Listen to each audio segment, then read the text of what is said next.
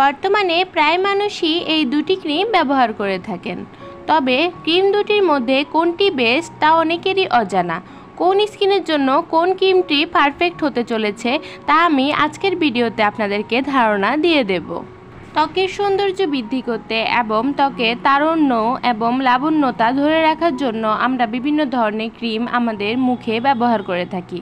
তবে কোন ক্রিমটি আমাদের ত্বকের জন্য ভালো হবে এবং কোন ক্রিমটি স্কিনের জন্য পারফেক্ট, স্কিনের পিএইচ লেভেলের সাথে মিলে তা না জেনেই যদি আমরা যে কোনো ধরনের ক্রিম ব্যবহার করি তাহলে আমাদের ত্বক নষ্ট হওয়ার সম্ভাবনা থাকে এবং ত্বকের সৌন্দর্যতা আরও বেশি হারিয়ে যাওয়ারও লক্ষণ দেখা দেয়। আজকের ভিডিওতে যে দুটি ক্রিম নিয়ে আলোচনা করব, দুটি ক্রিমই অনেক বেশি প্রচলিত ভাইরাল ক্রিম।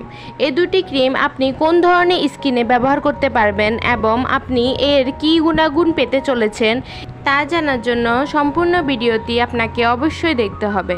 তাহলে চলুন ভিডিওটি শুরু করা যাক। প্রথমেই আমরা আলোচনা করব ফেয়ার অ্যান্ড লাভলি, যার নতুন নাম go and lovely advance multivitamin. এই ক্রিমটিতে থাকা মাল্টিভিটামিন ফর্মুলা স্কিনকে ভেতর থেকে উজ্জ্বল করে, স্কিনে হারিয়ে যাওয়া গ্লো ফিরিয়ে আনে। নিয়মিত ব্যবহার করলে এটি স্কিনে ভালো একটি রেজাল্ট দেয়, স্কিনকে ধীরে ধীরে ব্রাইট করে তোলে। যাদের ডার্ক সার্কেলের সমস্যা আছে, ক্রিমটি খুব সহজে আপনাদের ডার্ক সার্কেল রিমুভ করবে। স্কিনে থাকা বিভিন্ন ধরনের ডার্ক স্পটস, ছোট বড় বিভিন্ন ধরনের দাগও খুব সহজেই এই ক্রিমটি রিমুভ করে। নিয়মিত ব্যবহারের জন্য বেস্ট একটি ক্রিম হলেও এটি ব্যবহার করে আপনি রোদে যেতে পারবেন না।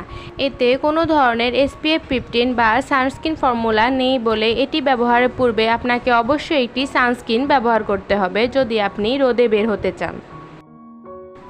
এখন আমরা আলোচনা করব পন্ডস হোয়াইট বিউটি ক্রিম নিয়ে। এই ক্রিমটি ড্রাই এবং ডাল স্কিনের জন্য অনেক বেশি উপকারী একটি ক্রিম।